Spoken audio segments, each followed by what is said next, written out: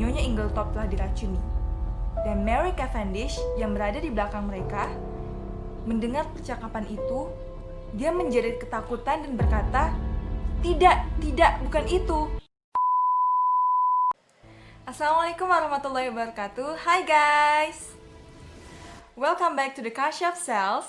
Nah, gimana perasaan kalian kemarin pas nonton video dari kisah misteri pertama kita, yaitu Misteri di Styles? Pasti kalian penasaran dengan kelanjutannya kan? Aku juga sangat-sangat penasaran dan pengen banget lanjutin cerita ke kalian semua. Jadi kemarin aku membahas sampai Nyonya Ingletop meninggal. Bagaimana kelanjutannya? Dan bagaimana misteri kematian dari Nyonya Ingletop ini dapat dipecahkan? Langsung saja kita bahas kisah misteri di Styles part 2. So guys, prepare your little gray cells. Siapkan sel kelabu kalian karena kita akan membahas misteri di Styles. Setelah kematian Nyonya Ingletop dinyatakan oleh Dr. Burstein, semua orang turun ke bawah. Dr. Burstein dan Dr. Wilkins memisahkan diri dari mereka dan berbincang dengan serius. Hastings nih tahu sebenarnya apa yang Dr. Burstein dan Wilkins ini perbincangkan. Kemungkinan bahwa Nyonya Ingletop mati karena keracunan. Hastings mengutarakan pendapatnya kepada sahabatnya John. Mereka berbicara tentang kemungkinan bahwa Nyonya Ingletop telah diracuni. Dan Mary Cavendish yang berada di belakang mereka mendengar percakapan itu dan tiba-tiba menjerit. Dia menjerit ketakutan dan berkata, Tidak, bukan itu." Mary Cavendish lalu naik ke atas, berlari dan menangis. Hastings nih gak tahu kenapa Mary Cavendish bersikap seperti itu. Mungkin dia panik, atau mungkin dia tidak menerima kematian Nyonya Ingletop ini sebagai sebuah kematian yang tidak wajar. Pada saat itu, setelah kematian Nyonya Ingletop dan semua orang turun ke bawah, belum ada tanda-tanda kemunculan dari Tuan Ingletop, si Alfred ini. Semua orang gak tahu di mana si Alfred. Padahal suasananya tuh lagi genting, lagi berduka, dan Alfred belum sama sekali kelihatan di rumah itu.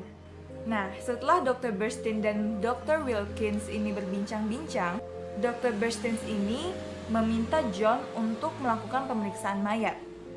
Karena Dr. Burstein dan Dr. Wilkins ini melihat kejanggalan dari kematian Nyonya Ingletop.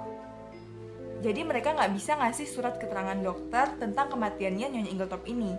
Walaupun awalnya John kurang setuju dengan pemeriksaan mayat itu, tapi John akhirnya setuju dan meminta Dr. Burstein untuk tidak mempublikasikannya secara terang-terangan tentang pemeriksaan mayat itu.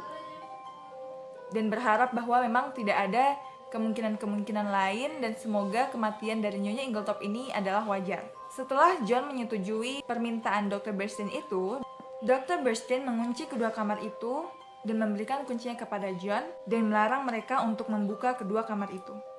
Si Hastings ini yang punya pemikiran bahwa Nyonya Ingletop mati karena keracunan dan kematiannya tidak wajar, ingin menyelidiki kematian dari Nyonya Ingletop ini.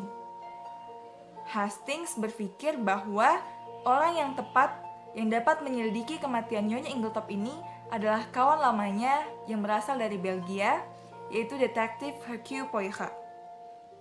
Jadi si Hastings bilang ke temannya John Cavendish ini, dia bilang kalau coba aja kita minta Hercule Poirot untuk menyelidiki kematian dari ibu tirimu, karena kematiannya itu sepertinya tidak wajar.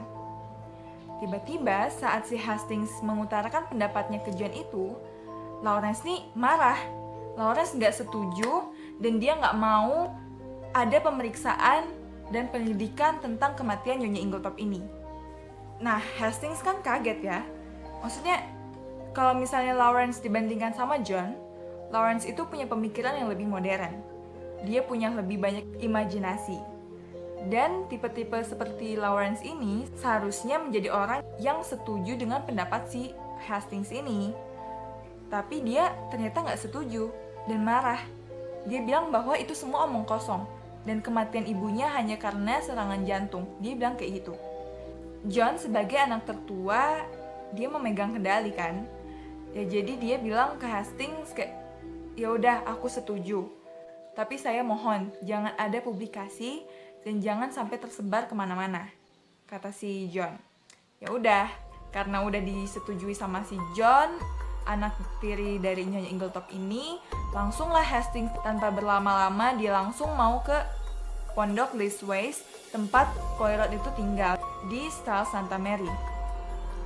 Tapi sebelum itu, Hastings menyempatkan diri pergi ke perpustakaan untuk mencari buku kedokteran tentang keracunan strychnine. Hastings segera pergi ke Pondok Leastways untuk meminta Poirot menyelidiki kematian Nyonya Ingletop ini. Jadi dia pergi ke jalan setapak, jalan yang lebih cepat untuk pergi ke Pondok Leastways itu.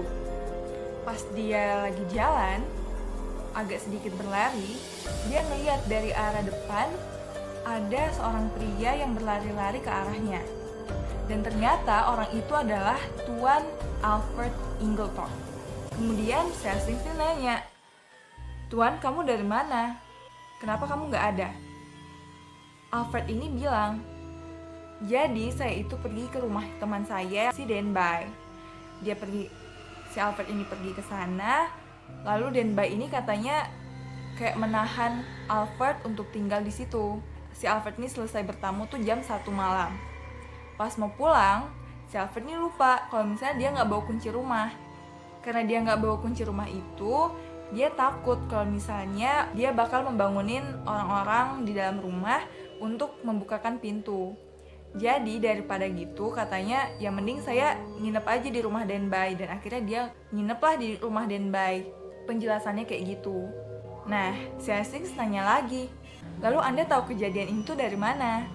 Alfred jawab kalau misalnya Dr. Wilkins itu pergi ke rumahnya Denby, lalu mengetuk pintu dan mengatakan semuanya yang terjadi kepada Denby.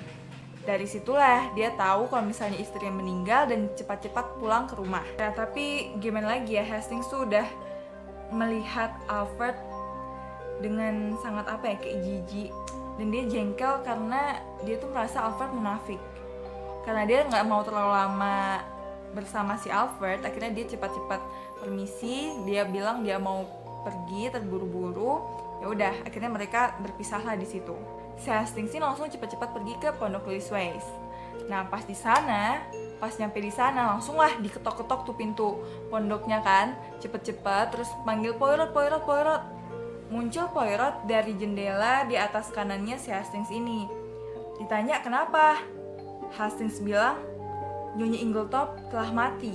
Poirot langsung cepat-cepat pergi ke bawah, bukain pintu, persilakan si Hastings masuk, dan dia meminta Hastings menceritakan semua yang terjadi saat Hastings ini pertama kali datang ke Styles Court sampai tadi pagi kematiannya Nyonya Ingletop. Sambil si Poirot ini berganti pakaian, katanya gitu.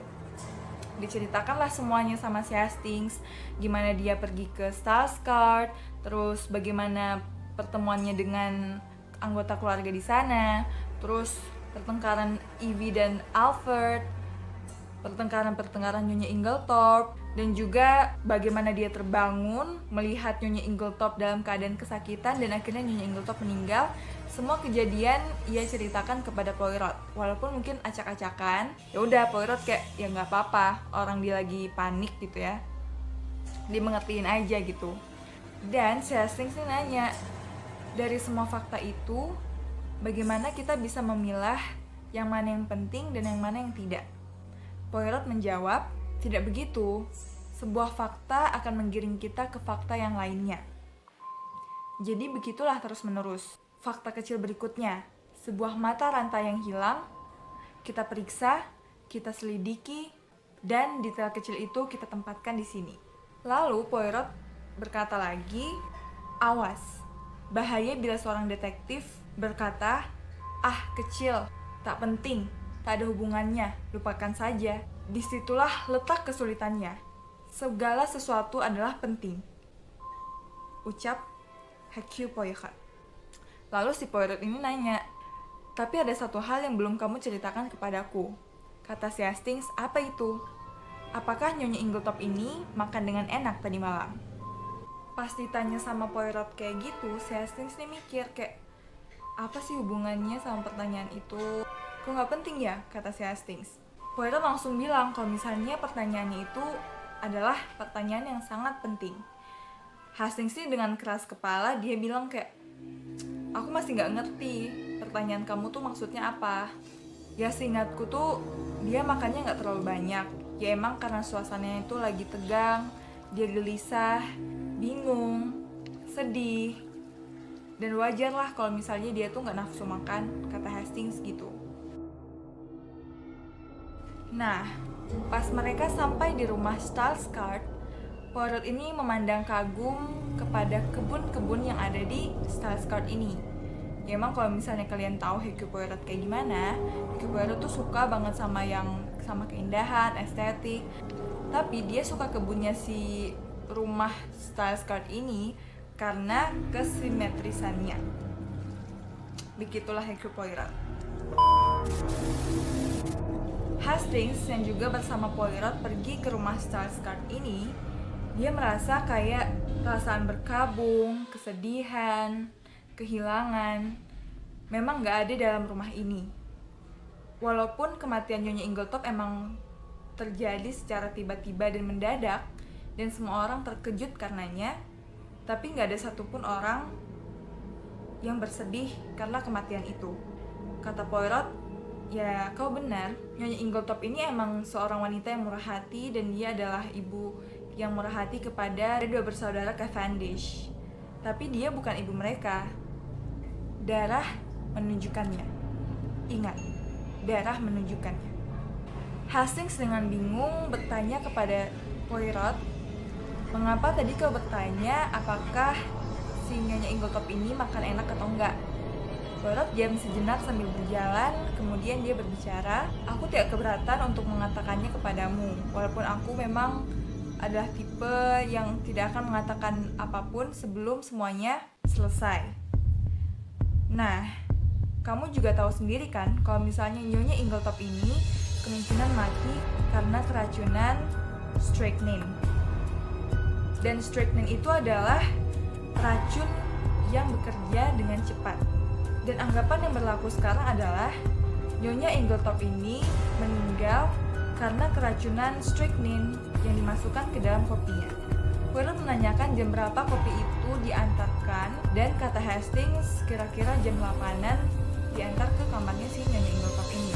Terus Poirot berkata lagi, berarti kemungkinan Nyonya Inglethorpe meminum kopi itu antara jam 7:30 sampai jam 8, tidak lebih. Nah, karena strychnine itu adalah racun yang bereaksi dengan cepat, seharusnya gejala-gejala yang ditunjukkan oleh Nyonya Inglethorpe itu paling nggak 1 jam udah membunuh Nyonya Inglethorpe. Tapi gejala-gejala keracunan dari Nyonya Inglethorpe ini muncul pada pagi hari. Berarti ada selang waktu dari jam 8 sampai jam 5. Nah, kata Poirot, kalau misalnya Nyonya Inglethorpe ini makannya banyak, berarti makanan yang banyak ini bisa memperlambat reaksi dari racun tersebut. Walaupun mungkin nggak sampai 8 jam, nggak sampai 9 jam, perlambatannya itu, makan yang banyak itu bisa memperlambat reaksi dari racun tersebut. Tapi kasusnya adalah Nyonya Inglethorpe ini makannya dikit, berarti ada kemungkinan lain yang memperlambat reaksi dari racun yang diminum oleh Nyonya Inglethorpe. Nah, mereka bertemu dengan John Cavendish, kemudian John memberikan 2 kunci kamar dari Nyonya Inglethorpe dan juga Tuan Inglethorpe, dan Poirot Hastings pergi ke lantai atas untuk menyelidiki kamar itu. Nah, aku bakal kasih tahu ke kalian denah dari kamar Nyonya Inglethorpe ini. Poirot dan Hastings masuk ke kamar lalu mengunci semua pintu dan dengan lincah berpindah dari satu tempat ke tempat lainnya. Dan Poirot menaruh tasnya di sebuah meja bundar di dekat jendela.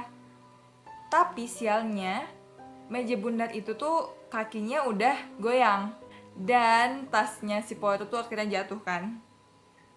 Ya udah, meja itu dan tasnya Poirot tuh jatuh. Dilihatlah sebuah tas kecil ungu tergeletak di lantai. Di tas kecil ungu itu, kunci dari tas itu ternyata masih tergantung di lubang kuncinya. Poirotnya menyuruh Hastings untuk memeriksa kunci itu. Gak ada yang aneh kok, kunci ini cuma kunci liel biasa yang pada kepalanya tuh ada kawat kecil bengkok. Kemudian, Poirot memeriksa gagang pintu yang John, Lawrence, dan Hastings sudah dobrak. Dia mengecek apakah pintu itu benar-benar terkunci, dan ya, pintu itu emang terkunci. Lalu dia pergi ke kamar Cynthia, membuka kunci pintu itu, dan menutupnya lagi. Dilakukannya berkali-kali dengan sangat hati-hati agar tidak menimbulkan suara. Lalu, Poirot melihat sesuatu menempel di grendel kunci. Cepat-cepatlah si Poirot ngambil penjepit kan dari tasnya, dan dibawalah sesuatu yang menempel di grendel itu. Dia menjepit, diambil, habis itu ditaruh di amplop dan disimpannya di tasnya. Mereka juga mendapati sebuah nampan dengan lampu baca dan juga panci kecil yang berisi cairan warna coklat yang sepertinya adalah campuran coklat dan rum, plus cangkir bekas minum. Benda-benda itu terdapat di atas sebuah lemari berlaci. Nah, di dekat meja yang terguling tadi, seperti dari lampu baca, buku-buku, korek api, dan juga sebuah cangkir kopi yang remuk. Yang mencurigakan adalah lampu baca yang terjatuh itu pecahannya tuh besar-besar, ada juga yang kecil tapi nggak sampai remuk. Sedangkan cangkir kopi yang ditemukan oleh Poirot itu, dia pecah dan menjadi bubuk. Berarti tandanya cangkir kopi yang ditemukan Poirot sama Hastings itu diinjak oleh seseorang secara sengaja. Poirot bilang seseorang mungkin memecahkan cangkir ini dan sengaja menginjaknya karena ada strychnine di sana, atau lebih gawatnya adalah tidak ada strychnine di cangkir kopi itu. Nah, setelah itu si Poirot mengambil rencengan kunci yang tergeletak di lantai, kemudian dicarinya lah yang paling baru dan didapatkan kunci yang terlihat masih baru, lalu digunakannya kunci itu ke tas ungu kecil yang mereka temukan tadi. Pas dicoba dibuka tas kecil ungu itu pakai kunci yang si Poirot pegang, ternyata bisa. Walaupun ia membuka tas ungu kecil itu, tapi si Poirot tuh kayak, saya nggak boleh buka dokumen-dokumen ini dulu. Jadi dia kunci lagi tas ungu itu dan menyimpannya di kamar. Lalu, ia hanya memasukkan kunci-kunci di dalam sakunya. Poirot memeriksa laci bak cuci dengan sangat hati-hati dan kemudian menemukan sesuatu seperti noda di atas karpet di dekat jendela. Lalu Poirot memasukkan beberapa tetes ke sebuah tabung kecil. Jadi si Poirot ini akhirnya mencatat dan memberitahukan 6 hal yang ia temukan di kamar itu. Pertama, sebuah cangkir hancur lebur. Kedua, sebuah tas kecil ungu dengan kuncinya. Ketiga, noda di atas lantai, noda yang baru dan masih lembab. Keempat, secari kain berwarna hijau dengan 4 atau 3 benang yang dimasukkan ke dalam amplop. Kelima, tetesan lilin di atas lantai di dekat meja tulis yang ia tunjuk pada saat berbicara. Dan yang keenam, ada yang tahu? Poirot belum memberitahukan yang keenam ini kepada Hastings. Jadi yang keenam ini masih rahasia. Mungkin kalian udah tahu apa yang Poirot dapatkan dan menjadi hal keenam di catatannya. Ada yang tahu? Kalau ada yang tahu, tulis di komen di bawah. Pada saat itu, si Hastings menceritakan kepada Poirot tentang Lawrence yang ketakutan di kamar itu. Nah, si Lawrence ini kan pas mereka datang ke kamar Nyonya Inglethorpe, Lawrence ini adalah satu-satunya orang yang memegang lilin. Lilinnya itu berwarna pink. Tapi, kalian tahu, tetesan lilin yang ditemukan oleh Poirot di lantai itu adalah tetesan lilin berwarna putih. Lilin itu jelas bukan milik Lawrence dan juga bukan milik Nyonya Inglethorpe. Kenapa? Karena tadi Poirot dan Hastings tuh udah menemukan lampu baca. Jika ada lampu baca, tidak mungkin Nyonya Inglethorpe memakai lilin kan? Jadi, Siapakah pemilik tetesan lilin itu? Poirot berkata, rasanya tidak ada lagi yang dapat kamar ini ceritakan kepada kita, kecuali Poirot berjalan menuju perapian dan mengorek-ngorek abu perapian itu. Tiba-tiba, ia berseru kepada Hastings dan meminta penjepit. Dia mengambil sesuatu seperti potongan kertas dari dalam abu yang gosong itu dengan penjepit itu dan menunjukkannya kepada Hastings.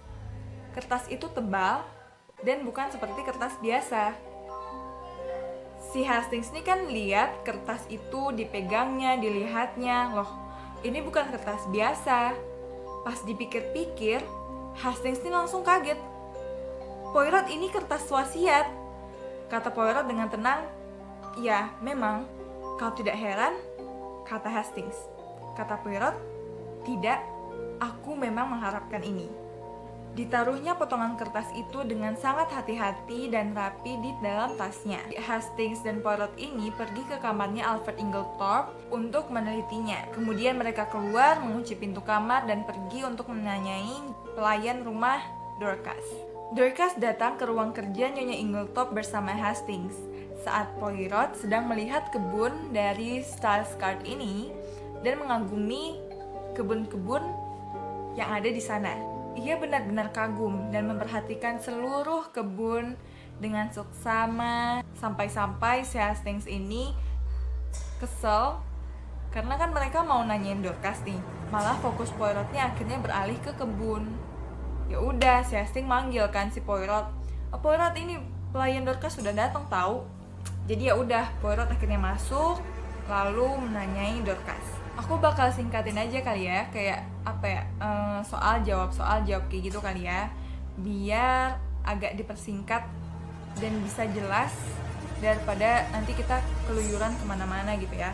Jadi pertanyaan pertama adalah, berapa tahun Dorcas telah tinggal dan bekerja di rumah Starlscard itu? Si Dorcas jawab 10 tahun. Pertanyaan kedua adalah, apakah Nyonya Inglethorpe ini kemarin bertengkar? Dorcas awalnya nggak mau jawab pertanyaan ini karena ia merasa bahwa itu adalah informasi pribadi dan emang privasi dari Nyonya Inglethorpe. Tapi Poirot meyakinkan Dorcas bahwa segala sesuatu harus ia ketahui untuk menyelidiki kematian Nyonya Inglethorpe ini. Akhirnya si Dorcas ya mau buka mulut lah. Dia bicara kalau misalnya kemarin sore dia berada di koridor dan mendengar suatu percakapan atau pertengkaran di dalam ruang kerja Nyonya Inglethorpe. Kira-kira sebelum waktu minum teh, berarti kira-kira jam 4 sore.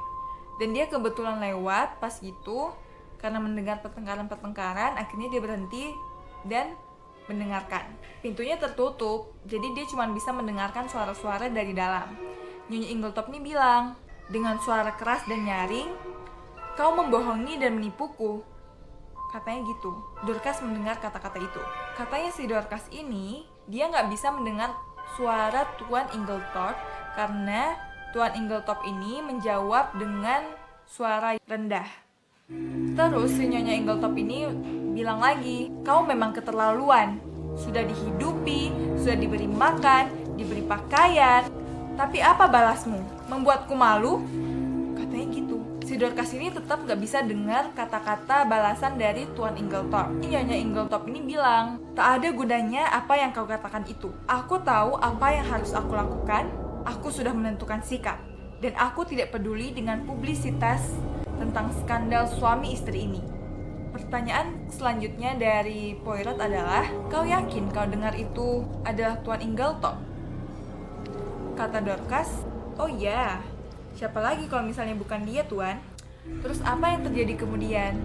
Jam 5, Nyonya Inglethorpe meminta saya untuk mengantarkan secangkir teh tanpa kue ke dalam ruang kerjanya. Wajahnya sangat mencemaskan dan gelisah, dan dia memegang secari kertas di tangannya. Nyonya Inglethorpe memandang kertas itu seolah-olah tak percaya dengan isinya. Si Nyonya Inglethorpe ini berbisik, kata-kata ini semuanya berubah. Nyonya Inglethorpe lagi bilang, "Aku tidak tahu apa yang harus aku lakukan. Skandal antara suami istri ini sangat mengerikan. Rasanya aku ingin menutupinya." Pertanyaan selanjutnya adalah, "Kau rasa apa yang akan dilakukan oleh Nyonya Inglethorpe kepada secari kertas itu? Dorcas bilang bahwa mungkin saja Nyonya Inglethorpe akan menaruhnya di tas ungu kecil tempat dia menyimpan dokumen-dokumen penting. Poirot tanya lagi, nah, kapan kunci tas itu hilang dan apakah ada duplikatnya? Dorcas bilang, kemarin waktu makan siang, kunci itu ada duplikatnya. Setelah jawaban itu, Poirot akhirnya memberikan kunci dari tas ungu kecil itu yang ia taruh di sakunya kepada Dorcas. Lalu ia bertanya, apakah ini kuncinya? Oh iya, ini kuncinya, kata Dorcas. Terus ditanya lagi, apa Nyonya Inglethorpe ini punya baju warna hijau? Dorcas jawab, tidak ada, Nyonya Inglethorpe tidak memiliki baju warna hijau. Oh, Nona Cynthia itu memiliki gaun malam berwarna hijau muda. Apa Nyonya Inglethorpe makan bubuk obat tidur tadi malam? Kata si Dorcas ini, tidak tuan. Nyonya Inglethorpe ini terakhir kali makan bubuk obat tidur itu 2 hari yang lalu. Karena kotak dari bubuk itu sudah kosong isinya dan belum dibeli lagi. Poirot menanyakan lagi, apakah Nyonya Inglethorpe menyuruh Dorcas menandatangani sesuatu? Tidak, kata Dorcas. Apakah kau tahu isi dari surat-surat yang ia tulis kemarin sore? Kata Dorcas nih, enggak, saya nggak tahu. Paling Annie si pembantu yang lainnya tahu, tapi dia agak ceroboh. Cangkir-cangkir kopi malah lupa dibersihkannya. Mendengar hal itu, Poirot langsung cepat-cepat minta si Dorcas, tolong jangan dicuci dulu cangkir-cangkir kopi itu, karena dia ingin memeriksa cangkir kopi tersebut. Nah, Poirot bertanya lagi, pukul berapa kau keluar kemarin malam? Dorcas menjawab, jam 6 malam tuan.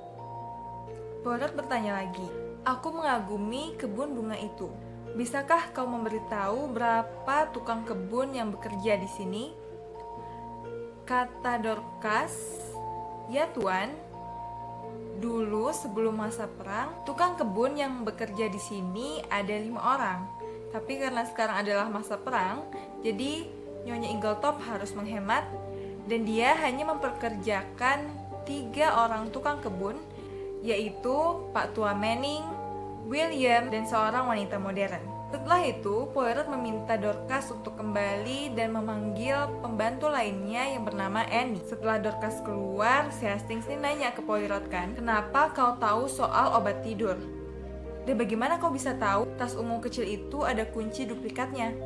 Poirot mengeluarkan sebuah botol obat dari sakunya dan berkata bahwa dia menemukan itu di laci bak cuci saat mereka menyelidiki kamar Nyonya Inglethorpe. Nah, itulah hal ke-6 yang mereka temukan dan si Poirot rahasiakan tadi. Sebenarnya, kata Hastings, nggak ada yang aneh kok dengan botol obat ini. Tapi, Poirot menunjuk kepada label dari obat itu dan sadarlah Hastings bahwa pada label obat itu tidak terdapat nama dari toko obat tempat obat itu dibeli. Pernahkah kau melihat botol obat tanpa ada nama tokonya? Tanya Poirot. Annie kemudian melangkah masuk. Pertanyaan-pertanyaan untuk Annie aku juga bakal singkat menjadi kayak tanya jawab kayak gitu ya. Biar kita bisa memaksimalkan waktu dan mengefektifkan waktu. Pertanyaan pertama untuk Annie dari Poirot adalah, ada berapa surat yang kemarin Nyonya Inglethorpe buat dan siapa saja penerimanya serta alamatnya? Kata si Annie, ada 4 surat yang ditulis oleh Nyonya Inglethorpe. Pertama, untuk pengacaranya Tuan Wells. Kedua, untuk Nona Howard. Ketiga, untuk Rosalind yang ada di Tadminster. Dan yang keempat, ia melupakan siapa penerima dari surat itu. Kemudian, pertanyaan selanjutnya dari Poirot adalah, ada sebuah panci kecil di kamar Nyonya Inglethorpe. Apakah ia biasa meminum coklat pada malam hari? Kata Annie, iya. Nyonya Inglethorpe memang setiap malam meminum coklat di kamarnya. Nyonya akan menghangatkannya sendiri apabila ia minum. Isinya adalah coklat campuran ram dan juga susu dan gula. Sayalah yang selalu membawakannya ke dalam kamarnya. Kira-kira saat saya akan menutup gorden-gorden kamar dari Nyonya Inglethorpe. Kompor di rumah itu tidak cukup banyak. Jadi Koki memasak coklat itu sebelum memasak makan malam. Kemudian Annie ini dia menaruhnya di atas meja di dekat pintu ayun untuk sementara, kemudian Annie membawakannya masuk ke dalam kamar. Kemarin malam, saya membawa coklat itu dari dapur kira-kira jam 7.15. Kemudian saya membawanya masuk ke kamar pada jam 8 malam. Berarti dari jam 7.15 sampai jam 8 malam itu, coklat dipanci untuk Nyonya Inglethorpe berada di meja dekat pintu ayun cukup lama. Tiba-tiba Annie berkata, "Tuan, jika ada yang menaruh garam ke dalam coklat itu, bukan saya yang melakukannya. Saya melihat ada garam di atas nampan. Garamnya kelihatan kasar, dan saya tidak sempat meminta koki untuk mengganti coklat itu karena saya mempunyai tugas yang harus saya lakukan, dan karena waktu itu Dorcas lagi keluar, jadi saya cukup sibuk. Saya hanya membersihkan garam dapur itu dari nampan, lalu membawanya masuk ke dalam kamar." Kata Annie kayak gitu. Hastings ini berusaha mengendalikan emosinya. Kenapa? Karena garam dapur yang disebut-sebut oleh Annie kemungkinan adalah racun strychnine, dan itu merupakan bukti yang sangat penting. Tapi Annie tidak menyadarinya. Pertanyaan selanjutnya adalah, apakah pintu penghubung antara kamar Cynthia dan juga kamar Nyonya Inglethorpe ini selalu terkunci? Annie menjawab bahwa iya, pintu itu selalu terkunci karena tidak pernah dipakai. Kalau pintu ke koridor, Nyonya Inglethorpe akan menguncinya sendiri beberapa saat setelah saya keluar, kata Annie. "Apakah kau melihat tetesan lilin pada lantai?" tanya Poirot. Kemudian Annie tuh jawab, "Oh, tidak tuan, saya tidak melihat tetesan lilin di lantai. Dan kalaupun saya lihat, saya pasti membersihkannya." Pertanyaan selanjutnya adalah, apakah Nyonya Inglethorpe memiliki baju berwarna hijau? Tapi Annie menjawab, sepertinya Nyonya Inglethorpe tidak memiliki baju berwarna hijau, tuan. Saya yakin itu. Poirot telah selesai menanyakan Annie, dan akhirnya Annie keluar dari ruang kerja itu dengan perasaan yang agak gugup. Nah, Hastings ini berpikir kalau misalnya garam dapur yang ditemukan Annie di atas nampan itu adalah racun strychnine, dan itu adalah sebuah penemuan besar. Berkatalah si Hastings kepada Poirot tentang pendapatnya itu. Tapi Poirot berkata, mungkin saja itu garam dapur biasa. Ya kayak gitu. Hastings nih agak kecewa lah ceritanya. Poirot dia kayak meremehkan pendapat. Nggak meremehkan sih, kayak dia berpendapat yang berbeda dengan si Hastings. Jadi si Hastings tuh kayak dia jadi kesel mungkin ya. Poirot menanyakan meja kecil di sudut ruangan itu, dan ternyata meja kecil itu adalah meja milik Tuan Inglethorpe. Meja itu bisa dibuka dengan cara ditekan. Walaupun Poirot ini membuka meja dari Tuan Alfred Inglethorpe, tapi dia tidak memeriksa dokumen-dokumen yang ada di sana. Dia hanya menyatakan bahwa Tuan Alfred Inglethorpe ini adalah orang yang memiliki metode. Setelah ia melihat dokumen-dokumen Alfred Inglethorpe tersusun rapi di mejanya. Tak ada perangko di meja ini, tapi mungkin sebelumnya pernah ada, kata Poirot. Poirot akhirnya memandang sekeliling sekali lagi dan mengatakan bahwa tidak ada yang dapat kita temukan di kamar kerja ini kecuali dia mengeluarkan segumpal amplop yang agak kotor dari sakunya, amplop yang biasa, dan menyodorkannya kepada Hastings. Ternyata si Poirot ini menemukan amplop kecil itu di sebuah keranjang sampah dalam ruang kerja Nyonya Inglethorpe. Hastings mengenal tulisan tangan itu sebagai tulisan tangan Nyonya Inglethorpe. Agak mencurigakan, pikir Poirot. Tiba-tiba, Poirot ingin cangkir kopi yang diminum oleh Hastings, Cynthia, Mary Cavendish, dan yang lainnya di ruang keluarga untuk diperiksa. Hastings tetap bersikukuh bahwa racun itu dimasukkan ke dalam coklat, tapi Poirot tidak menghiraukannya.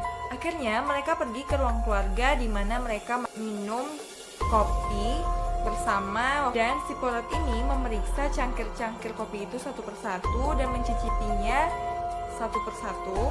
Diambillah tetesan kopi dalam cangkir-cangkir itu, dan masing-masing ditaruh di satu tabung kecil. Dan cangkir kopi yang ada di dalam ruangan keluarga itu ada 5. 3 cangkir berada di tempat di mana Hastings dan Cynthia juga Mary Cavendish minum di dekat jendela. 1 cangkir di atas perapian milik Tuan Lawrence dan 1 lagi di atas nampan milik John Cavendish. John mengajak Poirot untuk sarapan bersama.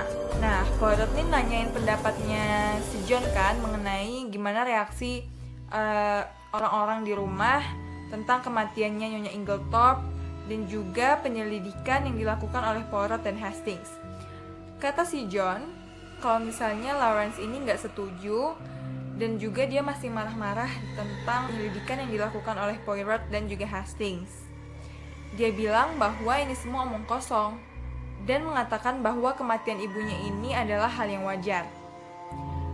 Kalau pendapatnya si Mary Cavendish, si John nih kayak nggak tahu gitu, nggak tahu pendapat istrinya kayak gimana, jadi dia nggak bisa menjawab. Dan kemudian dia mengatakan kepada Poirot dan Hastings, kalian udah tahu kan kalau si Alfred udah pulang? Iya, Hastings dan Poirot udah tahu. John ini mengatakan dia tidak tahu bagaimana harus bersikap kepada Alfred karena yaitu dia, orang yang sekarang paling dicurigai adalah Tuan Alfred Inglethorpe, mengingat dia tidak ada di rumah pada saat kejadian gejala-gejala keracunan dari Nyonya Inglethorpe itu terjadi. Lalu Poirot bertanya kepada John, apakah benar si Alfred tidak pulang tadi malam karena kuncinya ketinggalan? Lalu si John bilang kalau misalnya dia nggak yakin tentang hal itu, tapi mungkin dia bisa mengecek di laci di depan rumah mereka karena biasanya kunci-kunci itu ditaruh di situ. Tapi Poirot bilang, ya kalau misalnya kayak gitu pasti dia udah punya waktu untuk naruh kunci itu di laci depan. Jadi kemungkinan si John ini emang bisa melihat kuncinya si Alfred udah ada di laci depan rumah. Jadi itu sia-sia. Nah, akhirnya sarapan mulai dan semua orang duduk di meja makan dengan suasana ya nggak ada yang senyum, diam semuanya. Tapi tidak ada yang menunjukkan kesedihan seperti menangis ataupun raut wajah yang menyedihkan. Tapi si Alfred ini memainkan peran sebagai suami yang kehilangan istrinya, seperti berkata-kata kayak kasihan istriku, lalala kayak gitu. Dan Hastings sih merasa kayak aduh dia munafik banget sih. Si Alfred ini munafik banget dan dia udah terlanjur ilfeel sama si Alfred. Dan apakah si Alfred ini udah tahu nggak sih kalau misalnya dia tuh orang yang paling dicurigai di rumah itu? Ya mungkin semua orang telah mencurigai si Alfred ini, ataukah ada beberapa orang juga yang memikirkan bahwa kematian Nyonya Inglethorpe ini nggak ada hubungannya dengan pembunuhan, nggak ada hubungannya dengan racun dan lain sebagainya. Cynthia saat itu kelihatan sakit dan lelah. Si Hastings ini nanya, kamu nggak apa-apa? Cynthia bilang, kepalaku pusing dan aku rasanya lelah sekali. Poirot menawarkan kopi kepada Cynthia dan dia akhirnya membuatkan kopi untuk Cynthia. Tapi pas dia mau masukin gula ke kopinya si Cynthia tuh bilang, oh aku nggak minum kopi dengan gula, aku hanya meminum kopi tanpa gula. Si Poirot ini nanya lagi, beneran kamu minum kopi tanpa gula? Kata Cynthia, iya tentu saja, saya selalu minum kopi tanpa gula. Poirot tiba-tiba dia memikirkan sesuatu dengan serius, lalu bergumam sendiri. Beberapa saat kemudian, Dorcas memanggil John untuk bertemu dengan Tuan Wells. Karena emang Tuan Wells ingin bertemu dengan John Cavendish. Kata si John, pengacara Nyonya Inglethorpe ini, yaitu Tuan Wells, juga adalah seorang koroner. Kalian tahu koroner itu apa? Koroner itu adalah petugas pemeriksaan sebab musabab kematian. Dan John menawarkan Poirot dan Hastings untuk bertemu juga dengan Tuan Wells ini. Ya udah, jadi si Poirot sama Hastings setuju dan mereka bertiga pergi bertemu Tuan Wells di ruangan kerja John Cavendish. Pas di jalan, Poirot tuh sepertinya bingung. Hastings ngajak bicara si Poirot, tapi Poirot tuh kayak gak nyambung. Jadi si Hastings ini nanya, kamu sedang mikirin apa? Terus dia bilang, ya aku sedang memikirkan sesuatu dan aku sangat khawatir karena ternyata Cynthia tidak meminum kopi dengan gula. Poirot berkata, bahwa instingnya untuk memeriksa cangkir-cangkir kopi itu adalah benar. Nah, mereka akhirnya ketemu dengan Tuan Wells, pengacaranya si Nyonya Ingletop ini. Kemudian John bilang ke Tuan Wells bahwa semoga aja nggak perlu pemeriksaan dan publisitas. Ya tapi sulit untuk melakukan prosedur surat wasiatnya karena tidak ada keterangan kematian yang jelas dari dokter. Dr. Wilkins dan juga Dr. Burstyn ini tidak dapat memberikan surat keterangan tentang kematian Nyonya Ingletop. Jadi mau nggak mau pemeriksaan harus dilakukan. Pemeriksaan mayat bakal dilakukan nanti malam. Dan pemeriksaan yang akan dilakukan di desa akan dilakukan pada hari Jumat setelah mendapatkan laporan pemeriksaan mayat dari dokter dan mempelajari laporan-laporan tersebut. Nah, Poirot nanya ke Tuan Wells tentang surat yang dikirim oleh Nyonya Ingletop kemarin sore.